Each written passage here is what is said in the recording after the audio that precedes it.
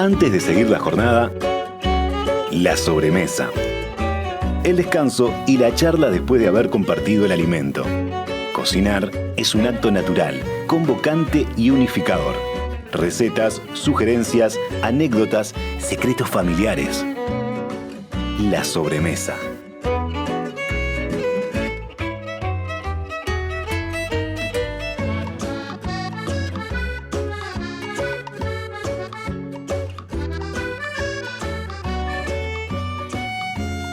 Buenas tardes, bienvenidos a esta sobremesa opípara, debo de decir, porque hoy nuestro tema, el tema que nos convoca es comidas de olla, señores y señoras. Qué maravilla, comidas de olla. No se puede sobrevivir sin comidas de olla porque es el sinónimo de confort, el sinónimo de llegué a mi casa muerta de frío, cansada y hay un guisito o cualquier otra comida de olla, no necesariamente es un guiso como le llamamos acá criollamente. Ustedes sabrán que hay comidas de olla en todo el mundo y tenemos 3 invitados de lujo con los cuales vamos a conversar de tradiciones, vamos a conversar de a qué se le denomina una comida de olla, qué ingredientes podemos utilizar en Uruguay para las comidas de olla. Y en un momento justito, porque se vinieron los fríos, ya terminó aquel especie de veranillo que nos dio el principio del otoño y ahora hay que ponerse las pilas con estas comidas que nos reconfortan, que son un poquito más calóricas, sí, es verdad, pero es lo que uno necesita en invierno. No es casualidad que la alimentación de los seres humanos tradicionalmente vaya cambiando estación por estación, aunque a veces nos queramos olvidar y hacernos lo que no existe. Bueno, la comida de olla es una definición que todos entendemos, admite todas las variaciones posibles, imaginables, y puede ser tan sencilla como palaciega. La verdad es esa, dependiendo de los ingredientes o dependiendo de los métodos que se utilicen de cocción.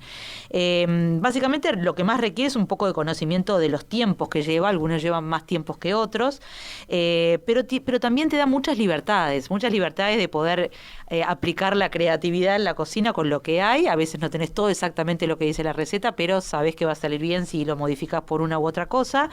Y después también, como recién hablábamos con mis invitados, que ya se los voy a presentar, son platos que perdonan bastante, porque se pueden guardar de un día para el otro y a veces quedan hasta mejor.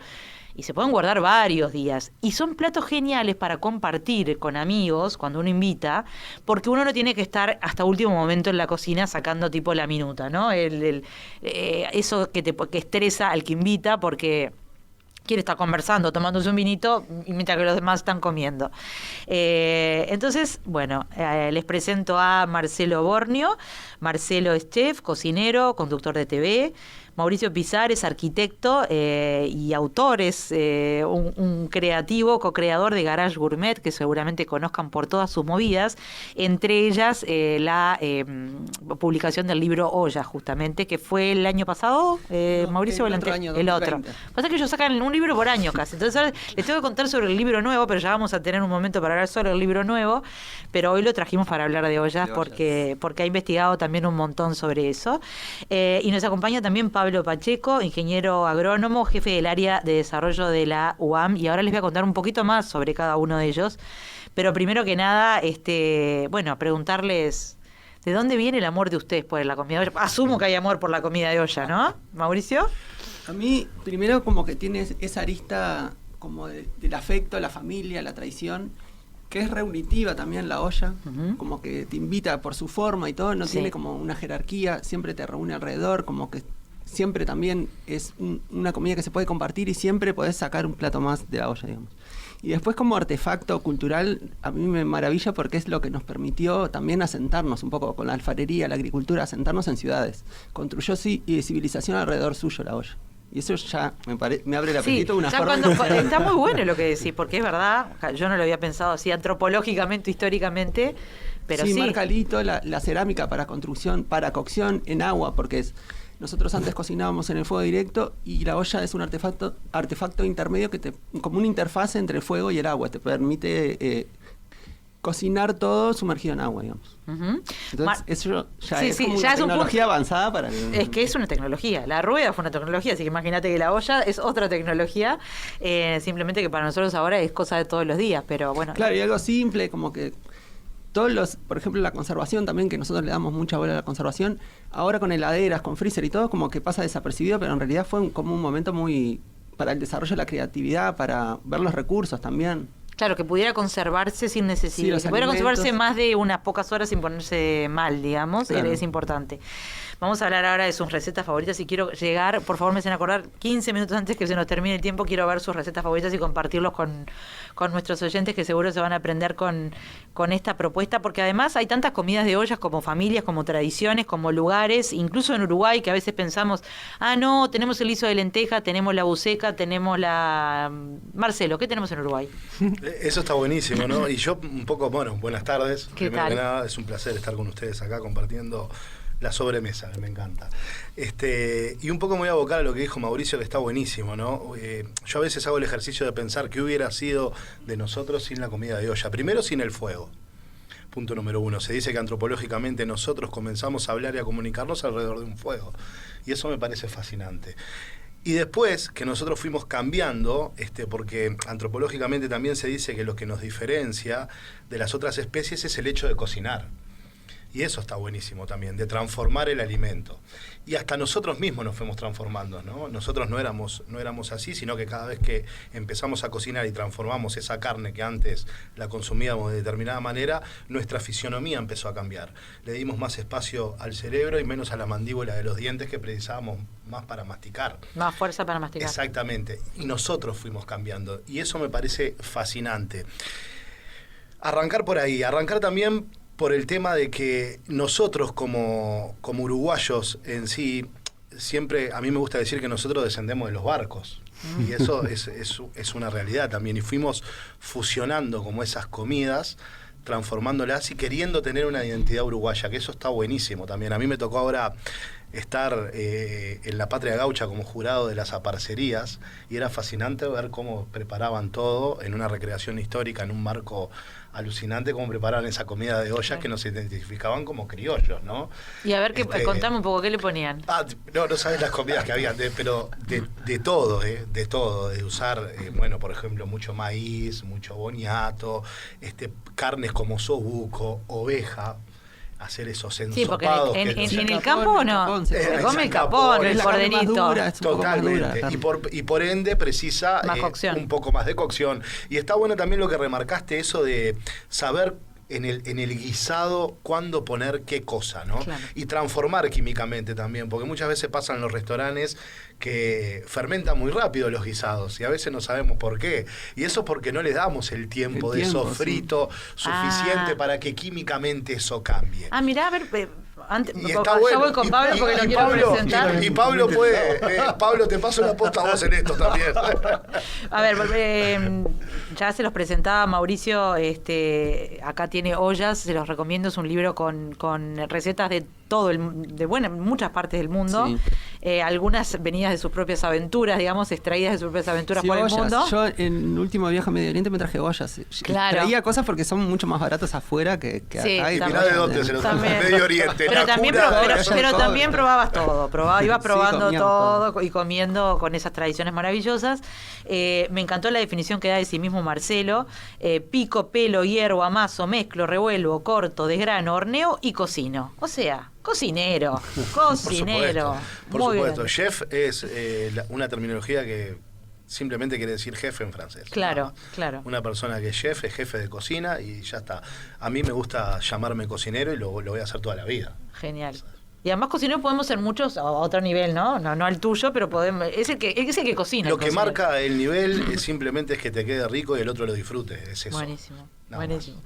Y tenemos, como les decía, como la tercera pata de esta ecuación, que es alguien que sabe de la materia prima, de lo que tenemos que ponerle justamente a estos guisados, a estas comidas de olla, y de lo que hay en Uruguay también, porque muchas veces queremos conseguir ciertas cosas que no, a veces se consiguen acá, pero capaz que estás gastando mucho más de lo que necesitas, o terminás comprando algo que hasta ambientalmente no es lo mejor para comprar en una estación, cuando tenés una cantidad de opciones.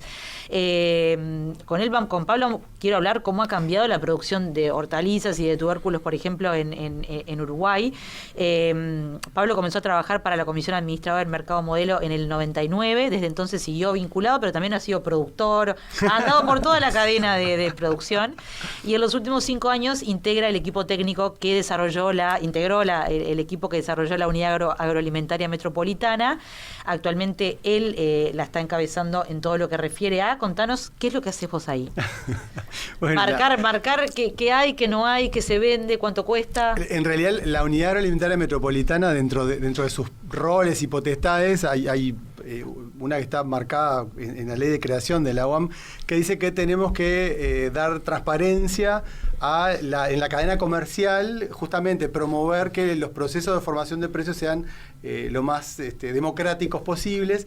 Un elemento fundamental para ello es que haya buen acceso a información, que todo el mundo tenga acceso a la información de los volúmenes, de las calidades, de los precios, de manera tal de que justamente dentro de lo posible sea equitativa la relación entre las partes que hay en cada uno de los negocios y las transacciones.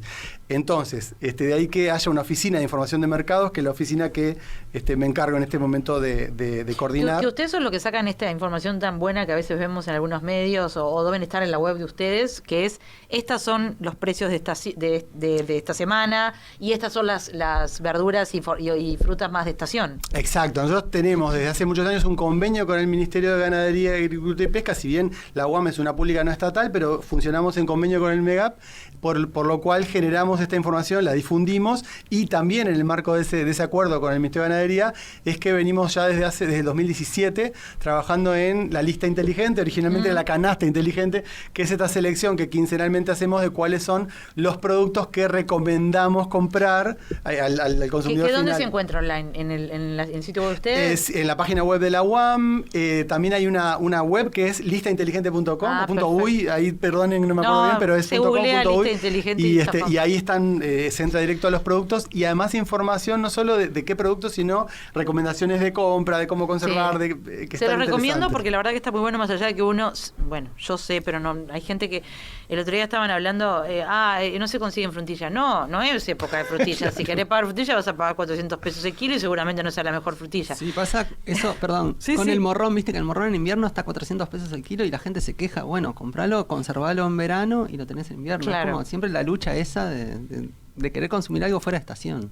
Bueno, pero tenés razón, pero lo que quería hablar un poco con Pablo era justamente cuáles son esas verduras, esos tubérculos, sobre todo porque cuando pensamos en comidas de olla, además de la parte proteica, pensamos mucho en papa, boniato, zapallos. ¿Cómo ha evolucionado? Porque me llevó una sorpresa cuando Alex, la productora, me pasó todas las variedades que hay en Uruguay ahora. A ver, solamente vos contanos, pero boniato, variedades desarrolladas por el INE, antiguamente Arapey, más recientemente Cuabé, Cuarí, Rubí, Ayuí. Por favor. Y yo me quedé con el criollo y el zanahoria, pero deben ser algunos de esos. ¿Qué hay en el mercado? Bueno, en realidad ahí hay una cuestión que tiene que ver con que el consumidor uruguayo y la cadena comercial uruguaya generalmente no hace una diferenciación muy clara de las variedades, que sería algo que sería fantástico, porque vos podrías como consumidor saber que estás comprando un boñato de la variedad Coabé y después porque buscarlo y seguirlo. Características. Exactamente. La papa sobre todo, que acá... Para los ñoquis, viste que te dice, hice ñoqui con tal papa y no me quedaron, pero hago con otro y me... Eso es lo que quiero que me explique. Ñoquis con tal papa... Claro, te quedan más húmedos o menos húmedos, y ni que hablar de un día de humedad y tenés la papa más húmeda. Claro. Justamente hoy, preparando un poco la salida, estuve mirando rápidamente la página web del INASE, que es el Instituto de Semillas de Uruguay, y de papas aparecían prácticamente 60 variedades diferentes. ¿Y por qué vemos 2 en la feria? Y una teñida de rosado también. Ahora lo comentamos. Hay una cuestión que tiene que ver con lo que decía recién. hay una diferenciación a nivel comercial de papa rosada o papa blanca. Y el comprador, el consumidor es lo que va a buscar a la feria, pero dentro de las variedades de papa rosada hay 40 opciones y dentro de papa blanca hay 20 opciones diferentes.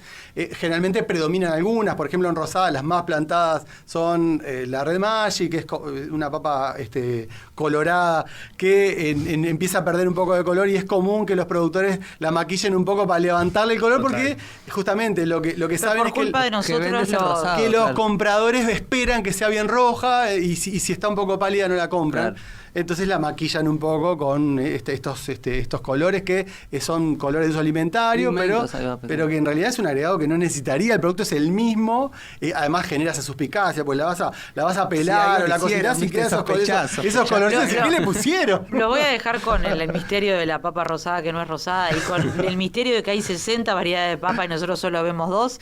Vamos a este corte, hay mucho más para hablar con estas comidas de olla que vamos a necesitar, creo que una serie más que un solo programa, pero ya volvemos enseguida. Si les gusta el buen vino como a mí, tengo una linda invitación para hacerles. Salón del Vino del Jean sigue hasta el 13 de junio. Todos los vinos que te gustan, los que querés probar a los mejores precios, están en Jean, Parque Roosevelt y en Nuevo Centro. Esta es una invitación de la sobremesa. Van y después me cuentan. Si les gusta el buen vino como a mí, tengo una muy buena invitación para hacerles. Salón del Vino del Giant, que sigue hasta el 13 de junio. Todos los vinos que te gustan, todo lo que querés probar a muy buenos precios, todos están en Giant, Parque Roosevelt y Nuevo Centro. Esta es una invitación de la sobremesa. Después me cuentan. Estás escuchando La Sobremesa.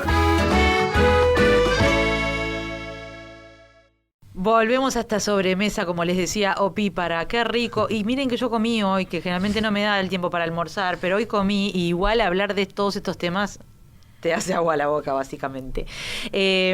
Marcelo, ¿cómo es una comida de olla para vos típica de Uruguay que se puede hacer en una casa rápidamente? Porque con Mauricio capaz que hable un poco más de las internacionales. Y después quiero que Pablo vos me digas qué habría que ponerle a esa comida uruguaya típica. Está increíble esa pregunta, porque en realidad yo, que soy una persona que me crié en Tacuarembó, y con mucha gente que frecuentaba la campaña, tengo en mi memoria el clásico ensopado, claro, ¿no? Y hecho con oveja. Que el ensopado, describilo. El ensopado, en realidad, la palabra un poco lo describe, ¿no? Porque tiene que quedar el caldo muy sabroso y muy sustancioso, que generalmente está como pasado de grasa, de contenido graso. Por eso es rico. Y esos, acompañados de esos fideos que se ponen al final porque si no se sobrecocinan, y esa galleta de campaña, no la galleta de campaña cuadrada, sino la redonda, esa que te la tiran por la cabeza y capaz que te desmayas de lo dura que está, claro, pero que es deliciosa, que se moja en el ensopado y queda exquisita. Claro. Lo que pasa es que tenemos un abanico de posibilidades tremendas, ¿no? Una comida de olla puede ser un buen puchero. Sí. Por ejemplo. Pero claro, yo acá tengo una salvedad para decirle. Yo desde que descubrí, mi familia son gallegos, gallegos de Pontevedra. Ellos no conciben hacer un puchero sin salar el cerdo. Por ejemplo. Porque en realidad, el cerdo que compras directo en la carnicería. Por supuesto que no. Tienen 93 años, mi abuelo ya partió y mi abuela tiene 92. Criados en Galicia, ellos en realidad criaban cerdos y el método de conservar el cerdo, ¿cuál era? El salado. Entonces no se concibe hacer un puchero en casa sin que el cerdo esté salado 48 horas antes. Opa. Con sal gruesa, ajo machacado y laurel. ¿Pero eso lo podemos hacer en casa? Pero por supuesto, es que yo lo hago en casa. ¿Comprás qué parte del cerdo? ¿Para el puchero? Sí. Bueno, lo que ellos le llaman la febra o el jamón, que es la pulpa del cerdo. Y acá el carnicero... la pulpa. Sí. ¿Qué le pido al carnicero, ojo, digo yo? No nos acotemos a un solo corte de cerdo. Por supuesto no vas a comprar asado de cerdo. No, pero podría ser bondiola o... Por supuesto. Es barato el cerdo, ¿viste? Que está muy buen precio, sin duda. Totalmente. No carré. El carré es el entrecot del cerdo, que en realidad son las costillas de cerdo sin el hueso y que es muy magro. No sirve para carne de puchero. Pero una vez que ustedes se acostumbran a comer un puchero salado, con cerdo salado y sin cerdo salado, es una diferencia abismal. Pero entonces agarraste esa piecita, no sé, de los 500 gramos, porque después tienes que poner otra cosa, el puchero de cerdo, y le pones, lo recubrís de sal, que tiene ajo y perejil machacado. El cerdo va a absorber solamente la sal que necesita. Y lo dejás en la heladera. Y después lo desalás. tenés que preocuparte de perfecto. desalarlo. Más allá de todas las carnes que le agreguemos y las verduras, ¿no? Sí, y sí, todo sí. a su tiempo. Y la clásica bolsita que tiene la abuela Lola, donde ahí pone los garbanzos y los porotos. En una bolsita y ahí se va cocinando. El sabor de ese puchero, les puedo asegurar. Yo lo voy a copiar. Porque el tema de la gastronomía es cocinar para el recuerdo. Porque todos podemos hacer un puchero, pero hay un par solo que te quedan en la memoria. Si yo les pregunto a ustedes platos que los tengan en la memoria, van a tener un lugar, una circunstancia y un plato que les quedó en la memoria. Todos hacemos milanesas, pero que queden en la memoria muy pocos. La milanesa. Totalmente de acuerdo. Es- Aprovecho de preguntarle a nuestros oyentes si ya largaron con las lentejas. Porque la lenteja es lo primero que se hace cuando hace frío. Y el guiso de lenteja, El ni guiso de hablar. lenteja. El guiso de lenteja, para mí, el ciclón esta tropical fue ideal para el guiso de lenteja. Porque más o menos hablaba con cualquier. Hoy sale guiso de lenteja, hoy sale. Y no precisa remojo, ¿viste? Y- Podés y ya hacerlo ahora en el no momento. y ahora No es no necesita más "Ay, no puse remojo". los porotos ayer, entonces hoy no Contanos puedo. un poco sobre las lentejas vos, Mauricio. A ver un poco. Las Eso de es acá y las de algo- otro lado, ¿no? Sí, Porque eso es lo que está bueno también en la comida de olla, que siempre, como el todo, es mucho mejor que la suma de las partes. Un cereal con una legumbre te da como proteínas de mejor calidad que si comieras solo legumbres o solo arroz. Y eso también es lo rico de la olla. Por eso la olla se usa también para alimentar, ¿viste? Tropas, para alimentar escuelas, para la olla popular. Es como una comida muy nutritiva, muy rendidora. Claro. Eso para mí también lo mejor para la época del año. Claro, claro. Invierno. Calor, Que bueno, enseguida no es subís, casualidad que sube te la digan, temperatura. hay que pucherearlo a este. Ahí ¿viste? va. Que te dicen, es tal cual. Sí, tenés anemia o algo, te dicen comer lentejas, viste que es como...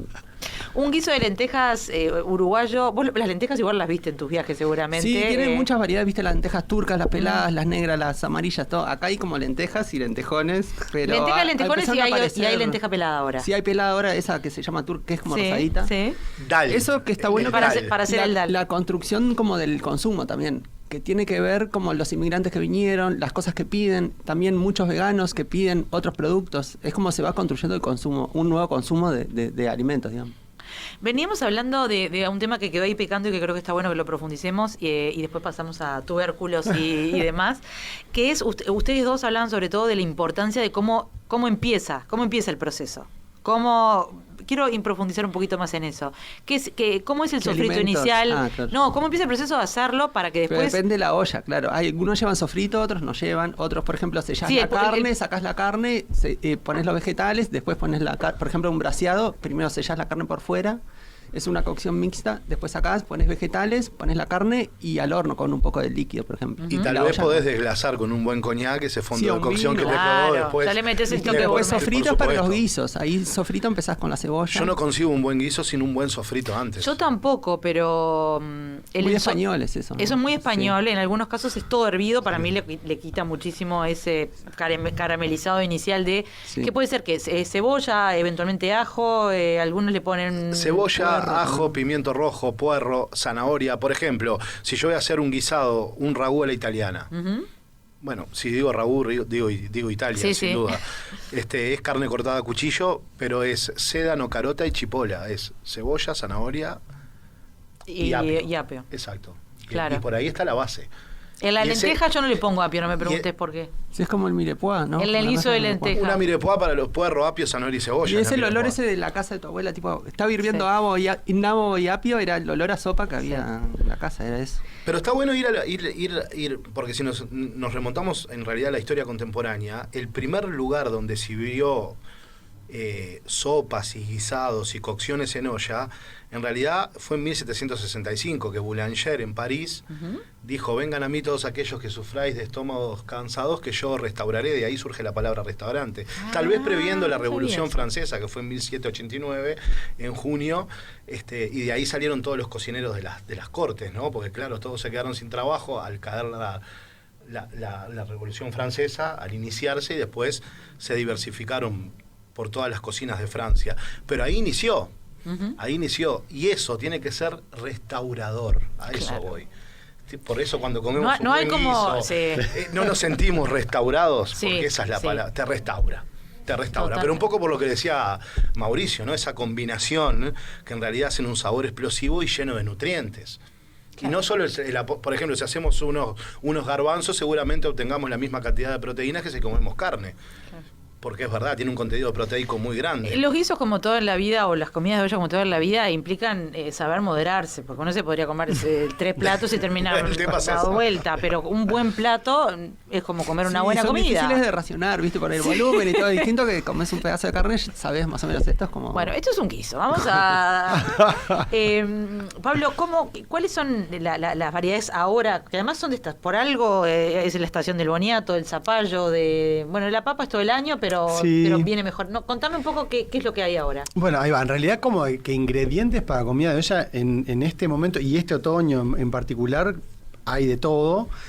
Ahí tiene que ver, en algunos casos, por ejemplo, el caso de boñato y zapallo, incluyendo lo que es, cuando digo zapallo, estoy incluyendo un cabutiá, un calabacín, una calabaza o un zapallo criollo para el que le gusta un poco más que eso vos lo ponías en el material y lo hablamos con Marcela Baruch y el equipo que escribió Tierra.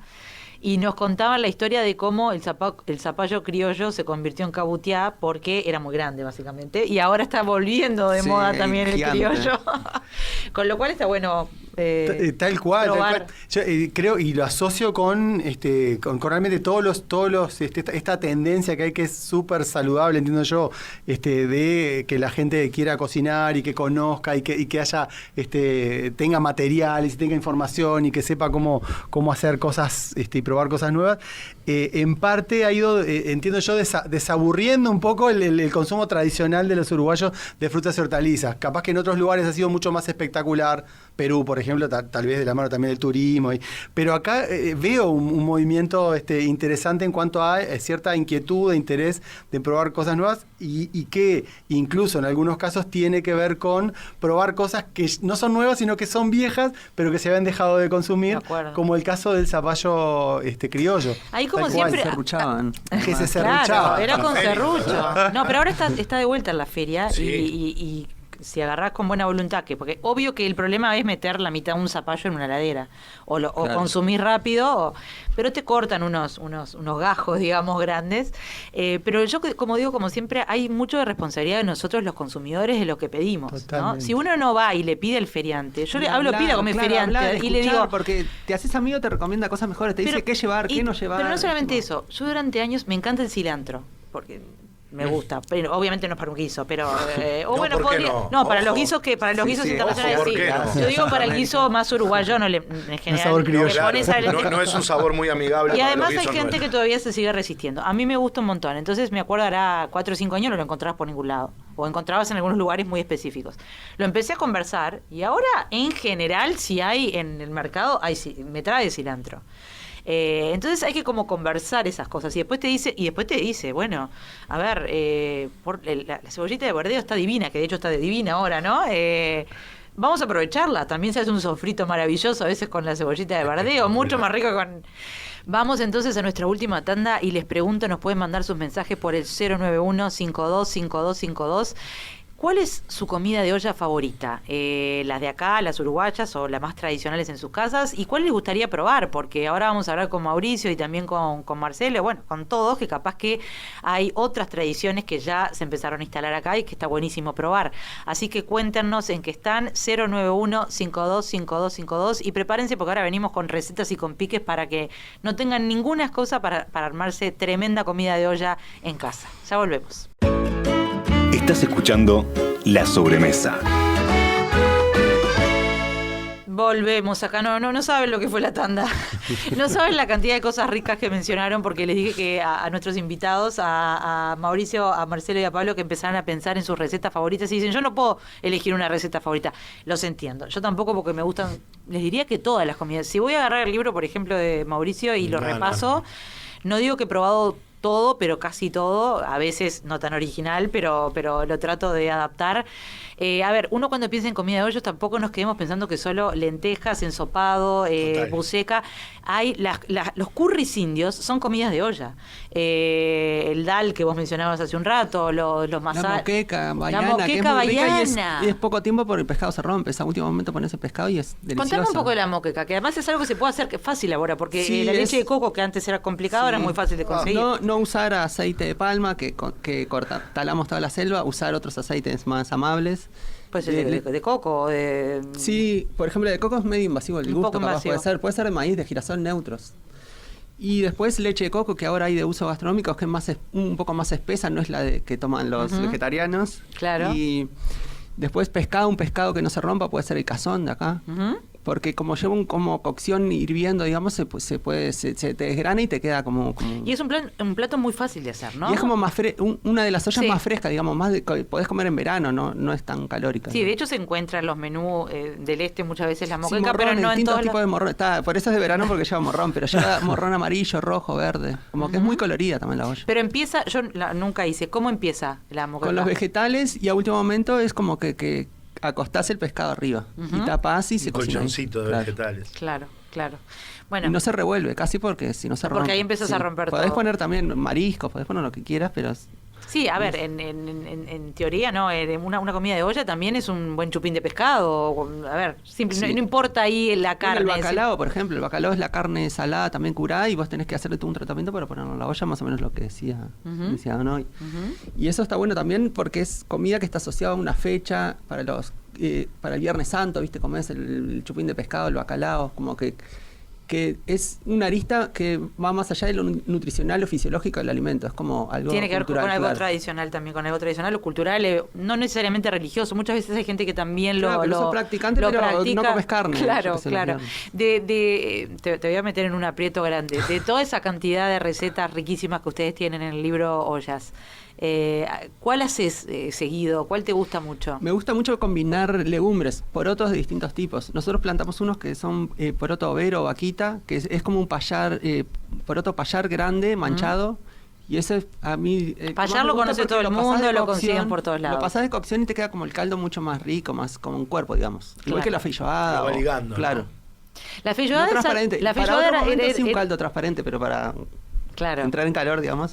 La feijoada era algo que antes se comía en los espetos corridos, digamos, pero que ahora se hace bastante en Uruguay, no solamente en frontera, y que se puede hacer. Y que según los entendidos, la mejor feijoada de Brasil se come en la Rosiña. Ah, mira, claro. La favela. En la favela de Río de Janeiro. Exactamente, exactamente. Y es un poco esto lo que estaban hablando, ¿no? La cocina, por intermedio del ojo de la cocina, se explican la cultura y la civilización. Eso es innegable, pero claro, innegable. Claro. Si ustedes me dicen a mí cuál es mi plato de olla favorita, es imposible elegir. Uno ahora para pedir, por ejemplo. Uno ahora para, bueno, por ejemplo, unos callos a la madrileña. Epa, contalos. Eso es una cosa que me fascina. No se pongan locos porque hay mondongo. Con garbancillo, con mondongo. Por supuesto que hay gente que detesta el mondongo, ¿no? Pues lo comió mal, seguramente, ¿no? Para mí sí. Sí. Yo no puedo entenderlo. Yo creo que sí. O tienen prejuicios. A veces, viste, como pasa mucho con la parrilla acá. También dicen, ay, eso no como porque es... Pero no, porque es la misma gente que le gusta la morcilla. ¿Qué diferencia? Claro. A ver, a nivel... Ya sé que son muy diferentes la morcilla y el No, mondongo, pero totalmente. son de lugares un poco extraños, o uno es coagulación de sangre y el otro... No hay que perder los prejuicios y probar más de una vez. Capaz que una vez te quedó como un toallón el mondongo y la siguiente está blando. Claro. Pero lo mismo te puede pasar con el matambre a la leche, que te queda duro porque lo hiciste mal. Darle más oportunidades. Uno como dice Mauri, deberíamos probar absolutamente todo, porque no perdés nada. Es más, tenés mucho más para ganar que para perder. Eso Unos buenos callos a la madrileña, o un buen mondongo a la madrileña, como le llamaríamos acá, ¿qué lleva?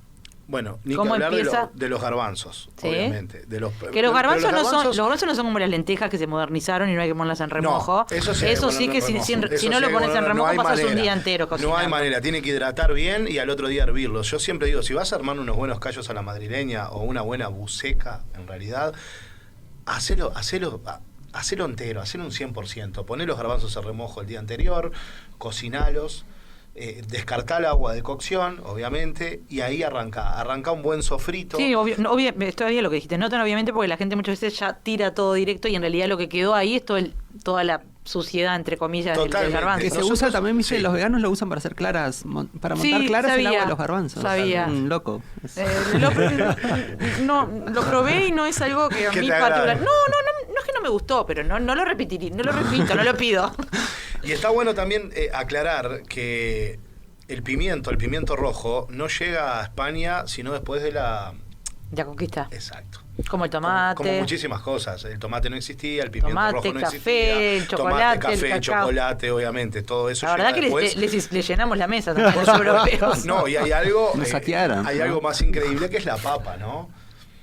Claro. En realidad le cambiaron el nombre a los españoles de papa a patata para no ofender a los papas católicos. Eso está bueno también aclararlo, porque claro, ¿cómo le vamos a decir papa? No, esto es patata, no papa. Y Bueno, pero me quedé. Garbanzos bien remojados. garbanzo bien remojados, un sofrito de nosotros acá, ajo, cebolla y pimiento rojo. Y mi abuela le echa en el mismo sofrito ajo y perejil. Para, cuando hablamos de sofrito, porque vamos Sí. a hacer, es Aceite en de maíz. aceite de maíz, Maíz o girasol. pero un buen rato el sofrito, no son 30 Eso, segundos de sofrito, ¿no? Transformar bien. Y eso aplíquenlo para todo. Un buen relleno de empanadas, por ejemplo, si ustedes no fríen bien la cebolla. Porque, no va a porque quedar eso te muy- larga todo la humedad, el esos sabor. sabores y aromas. Exactamente. Ese sofrito. Y agréguenle cebollita y ajo. Ya tenemos el cerdo cortado y salado y desalado. Epa. Ese proceso, ¿Sí? ¿se acuerdan? Sí, sí. Agre- Lo usamos del puchero al... Exactamente. Una buena chistorra, un buen chorizo con un buen pimentón español. Después de la cebolla. Te va bárbaro. El chorizo después de la Al cebolla. sofrito. Todo va al al sofrito sofrito. para que siga alargando su juguito. Exactamente, ahí vamos a empezar, se va a teñir un poquito, van a empezar a alargar los sabores. Ahí la carne. El mondongo. El- o le vas a poner Ahí- carne normal. Ahí la carne de cerdo. Ah, la de cerdo. La carne de perfecto. cerdo. El mondongo que ya lo tenemos que es lo que Precocido, ya lo es- venden precocido. Sí. Muy bien, ahora. lo Sí. tenemos precocido o hervido. Y Sí. lleva su buen. Me acuerdo que mi abuela le agregaba un chorrito de. Que igual alguien una después me cucharada va a de tener que... bicarbonato. Vos justo no sos de esa área, pero alguien me va a tener que explicar por qué es tan difícil encontrarlo últimamente. No es tan fácil encontrar el mondongo en todos lados. A mí no me ha pasado, ¿ustedes sí? A mí sí. No, yo consigo, sí. Hay distintos tipos de mondongo. Siempre consigo como el mismo que tiene el cuadradito más grande. Exactamente. Pero supuestamente hay 4 tipos. Sí, Nunca vi más sí. de ese. Pero Sí. hay uno más fino, más grueso. A mí Totalmente, me cuesta. totalmente. Bueno, es después verdad. le voy a pedir los piques. El mondongo ya lo tenemos servido, ya le le agregamos el agua, obviamente. Si tenés caldo, mejor, un caldo de verduras, Claro. mejor. No lleva tanto tomate, Nosotros solemos preparar los guisados y agregarle o tomate en A la lata, lenteja, pulpa sobre de todo. tomate. Esto no lleva tanto tomate, sí un poco, 2 o 3 cucharadas de extracto de tomate, Sí. ¿tá? El líquido, el mondongo y ahí que se estofe. Perfecto. ¿Y de condimentos, además de sal, que era lo que traía ya el Sal. cerdo y que era una bomba? Un toquecito de pimienta y hay quienes Pimienta. prefieren un toque de picor y le agregan ají molido. Ají molido. Si estás en Italia, un peperoncino. Claro, Bueno, porque- ahora que están escuchando tranquilos la sobremesa, se van para atrás, repasan todo esto y siguen los pasos porque nos dio unos piques maravillosos. Pablo, a todo eso, ¿qué le agregarías de lo que tenemos en Uruguay Bueno, ¿Eso en- lleva papa, lleva o no lleva lleva papa, nada? No lleva papa. ¿Pero qué se usan los guisos últimamente? Bueno, en realidad. los guisos, la comida. En realidad yo cuando enumeré los productos que me gustaría mencionar y que son de estación, que por supuesto, todo lo que es boñato, zapallo, cebolla, capaz que estamos pensando más en algo como un puchero. encanta. No me quiero olvidar de ninguno, pero después empiezan a aparecer, papa, por supuesto, empiezan a aparecer cebolla, zanahoria y los verdes. Ah, Entonces ahí tenemos repollo, tenemos nabo, tenemos remolacha. Yo ahí por ahí pensaba Las hojas a veces, en ¿no? alguna sopa remolacha rica que Ustedes siempre comer en su tienen el momento, borscht, un buen ¿no? borscht. Sí. Usted tiene esa Bueno, receta. Una buena el sopa. otro día nosotros preguntamos en nuestras redes cuál era como la comida de olla favorita o que recordaran y muchas personas dijeron que le ponían fruta. Su abuela le ponía una pera, por ejemplo, al guiso. un Bueno, durazno porque al hay guiso. uno que lleva durazno. ¿Cuál es? La carbonada La lleva carbonada orejones. lleva Exactamente. orejones, pero esos son secos. Sí, pero esto decía una pera. Bueno, pero como y dijimos, todo esto... Mirá, Interesante. Todo esto da lugar para la creatividad, o sea, si te gustan las cosas un poco más agridulces, cuando hablábamos recién de los curris indios, por ejemplo, pegan divinos con el chutney, con el por chutney, que Claro, es una hacen- mezcla, es como una mermelada con un poco de salado y de un manejo especias. mucho más desprejuiciado de los 4 sabores. Entonces ponen dulce, siempre ponen un toque de cualquiera de los sabores. Claro. Es que el dulce y ácido pega muy bien. Claro. También,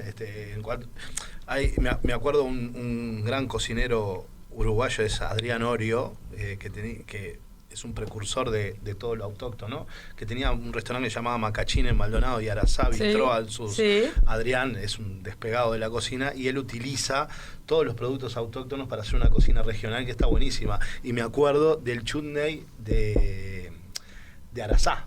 Claro. que Qué en realidad- delicia, pero Ah, claro, el jelly iba a que buscar es- el arazá todo. Una Pero ahora delicia. que hay pera para los más terrenales, que estamos acá sin arazá, porque la arazá lamentablemente no se consigue en la feria, capaz que en algún momento llega. Pero empezó a aparecer guayabo. Empezó a parecer Eso guayabo, es verdad. también. Pero yo hice el otro día chutney de pera nomás, de pera con especias, queda de morirse. Y después Y después le pones a todo, ¿viste? Abrir a la todo, heladera. a la milanesa, a la milanesa. Sí, todo. Tiene que hablar con un cerdo, ¿no? Maravilla. Ah, Pero por bueno, Dios. no tenés nada al mediodía, sacaste una buena tostada, Sí, le pones buen chutney, cosas saladas, chutney, dulces, todo. alguna carnecita que sobró cortada. Pero vos me venías hablando de algo interesante que son no solamente los tubérculos, que lo que uno piensa de primera cuando piensa en comidas de olla, sino también los verdes, ¿no? Y también está lo que nuestras madres decían, tráeme todo lo de gusto, pedí lo de gusto. Lo de gusto era el apio, el nabo y el perejil, básicamente, ¿no? Eran las tres cosas como para... Nombraste los tres que me faltaban. Y ahí quería Es que comentar algo. para el caldo de puchero no hay nada más rico en este planeta. El que te queda después del Tiene puchero que llevar esto. estas cosas de gusto. Hay una cosa que me parece interesante porque siempre llama la atención para nosotros que estamos ahí en el mercado, no es novedad, pero está bueno eso comentarlo, que hay variedades de apio de planta, que son esas que te venden la planta entera, Sí. que son más bien con sabor poco intenso para comer en ensalada, y está el apio gusto, que No es sabía el yo apio que eso, se venden me estoy ataditos. desayunando. El apio que se venden ataditos, que uno ve que la penca de lo que sería la parte del tallito es de un verde más intenso, y ese es el que tiene el sabor más, que impregna más, y es que es el ideal para comidas de olla. Me Parece un dato desasnaste de interesante. una No está forma. blanqueado, fíjate que no está blanqueado, porque los tapan también para que no queden verdes. Es ¿no? tal cual. Antiguamente se utilizaban las mismas variedades, pero el que quedaba blanco, el que no tenía el gusto tan intenso, el de ensalada, lo que hacía era envolverlo con arpillera, claro, por sí, ejemplo, para que no le diera el sol y ahí quedara blanco. Ahora ya hay variedades que se llaman autoblanqueantes y que se plantan específicamente para vender para ensalada. Señores, el Y estas otras descubrimiento de gusto. la sobremesa hoy. Hay apio. El apio chiquito, el que vos pedís para gusto, ese de gusto, Ese es de ¿verdad? gusto, Y claro. el otro es para usar, ponele, para los palitos del hummus, La para las ensalada, ensaladas, Walford, claro. para lo que sea. Pero está bueno. Yo a veces compraba mucho porque decía, necesito mucho, pero no necesariamente necesitas el atado. Perdón, Marcelo. No, y lo que queda bueno también, que mucha gente lo descarta, son las hojas de nabo, las navizas hechas en puchero. Y los grelos, que no he encontrado mucho tampoco en la feria. Los grelos, esa Sí, cuando verdura. florece, ¿no? Nosotros Exactamente. plantamos y usamos el año pasado que hicimos el libro de huertas. Nunca habíamos comido tanta hoja de nabo, porque es lo que vas sacando, ¿viste? Vas Eso, raleando pero la son huerta y vas sacando. ¿no son sacando, riquísimas? sacando. Sí, Son tortillas. ¿Y lo exquisitas. usabas en el como en- Tortillas, digamos. ¿Y Ah, qué hacemos con tortilla. la hoja de nabo nosotros? ¿La descartamos? Sí. No, Lo mismo que tallas, las hojas sí. de la remolacha. ni No, que yo hablar. ahora todo eso que decíamos de gusto, que era un poco en broma, pero un poco en serio, yo meto todo entero. Perfecto. Porque después si no querés comerte el verde, igual largó todo lo que tenía que largar. Y con el verde te haces una sopa licuada también, que También, queda espectacular. también. Lo licuás todo, le agregás el caldito y te tomás una sopa crema, sin necesidad de crema. Claro. Y le pones un nabo Poquito. para ligarla un poquito más también entero y te Qué haces una maravilla. sopa crema de verdes, más un nabo que lo ayudó a ligar y te queda Y deliciosa. todos los países del mundo, todas las culturas del mundo tienen obviamente sus propias comidas de olla muy tradicionales, que son esas a las que van directo, como recién hablábamos de algunas uruguayas. En ollas, en el libro Ollas, se recorren muchas de esas. ¿A vos cuál te llamó más la atención, digamos? Y por ejemplo, en Oceanía usan mucho eso del agridulce, entonces, por ejemplo, hacen una olla con camarones, crema y vainilla. Que yo vainilla Epa. en una olla nunca le hubiera puesto, No. no sé, me pareció... Pero canela, Loco, sin embargo, le la ponemos vaina, para, digamos, vaina, vainilla. ¿no? Para algunas sí, cosas. canela, curry Y- llevan, El pero... curry. Claro, Vainilla pero- me da como postre, no sé, pero... Claro, uno me pareció asocia la bueno, vainilla quedó a la bueno. canela siempre, o al Que más arroz con camarones. leche. La Claro. canela en los guisos queda delicioso. Lo que Sí. pasa es que al principio uno tiene ese prejuicio de que la canela siempre lo asocia Y en las- Uruguay con lo dulce. Y las especias ayudan también a digerir. Cuando hay muchas legumbres y todo que producen gas, ayudan como a eso también. Ah, mirá, Las eso no semillas, sabía. Sí, Sí, La claro, porque está el tema de la escarabea, el hinojo, todas las semillas esas ayudan como a Y desgasificar, tenemos la digamos. suerte de que en Uruguay todo eso que antes, bueno, el hinojo sí, pero muchas cosas no se conseguían porque no era tan sencillo. Y ahora la verdad Es que más está fácil, casi todo. A veces hay que ir a algún lugarcito, pero mucho más fácil que antes, que te diría hace 10 años atrás, donde incluso Más para fresco, conseguir se para mueven hacerlo más del también, curry. ¿viste? Las especias se mueven claro. más, antes se te vencían Sí, en recuerden la que cena. las especias no se pueden dejar toda la vida, Me como uno encanta. piensa. Como antes, sí. Me encanta que estemos hablando de curries y de mezcla de curries porque yo recuerdo hace 20 años atrás, ya yo tengo 45 años, ¿no? Arranqué la escuela de hotelería a los 18. Y recuerdo cuando tenía 20 y pico de años, el pollo al curry en los restaurantes era el sobrecito de curry, Ay, crema por y favor, pollo. por favor. ¿Recuerdan eso? Terrible. Era el pollo salteado, crema de leche y el sobrecito Literal. que decía curry para adentro. Que además lo que Nada decía más. curry no tenía mucho, hasta nada. Lo que tenía era Pero más era un color pura cúrcuma. amarillito, claro. ¿Qué le da lo amarillo la al curry? Le da la cúrcuma cúrcuma. es maravillosa, tiene una cantidad de Propiedades. cuestiones, de Pero propiedades, ahora incluyendo descongestionantes. Por supuesto, pero ahora hablamos de curry que empezando saborizando el aceite con semillas, con esto, con cardamomo, con canela, clavo de olor, retirándolas, ahí arrancando el sofrito. Entonces estamos hablando de otra cosa, de currys verdaderos, y eso está Claro. bueno. Que Pero suceda. lo bueno de esta charla que va a servir como disparador para que primero se les haga agua a la boca, segundo se inspiren ojalá para ir a buscar recetas o para que vayan a recuperar las recetas propias. Lo bueno es que hicimos como toda la gama.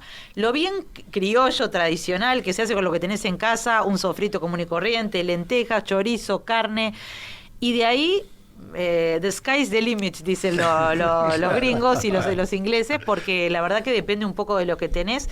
Yo del guiso a veces dependo mucho de lo que tengo, aunque planeo, bueno, obviamente no tenés siempre en tu casa cierta carne o cierto chorizo, pero después de eso es lo que hay. ¿Por qué no ponerle un zapallito al guiso de lentejas si vos lo querés hacer más vegetariano?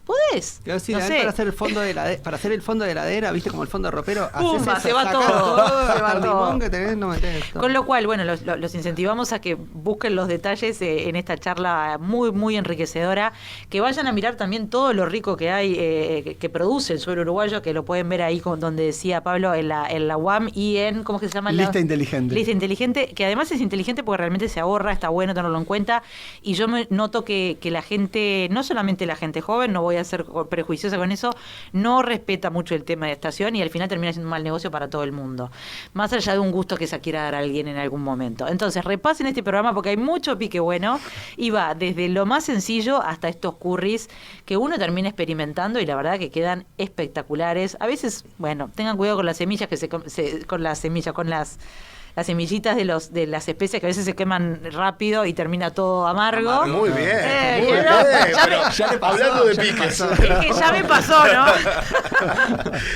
hay que Ya tener me muchísimo pasó. cuidado con eso. Pero ¿no? experimenten, la verdad que vale la pena y estamos en el momento de empezar a experimentar con las comidas de olla y seguramente toda la familia va a quedar agradecida y los amigos también una buena, no sé cómo se dice, lentejeada, Yo prometo que este año voy a volver al mondongo que me encanta y voy a seguir el consejo de tu abuela.